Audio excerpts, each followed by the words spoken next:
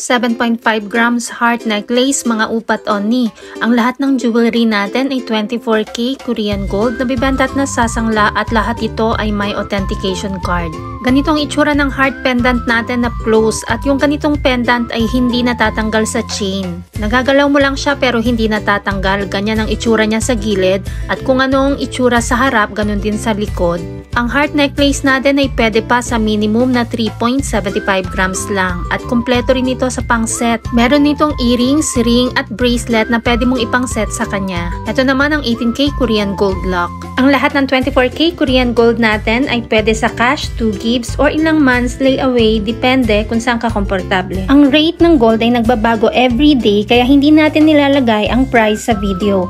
Kung gustong malaman ang updated price, mag-inbox kay Michelle Yu sa Facebook at subscribe ka na rin sa ating Mabenta KR Jewelry YouTube channel para updated ka.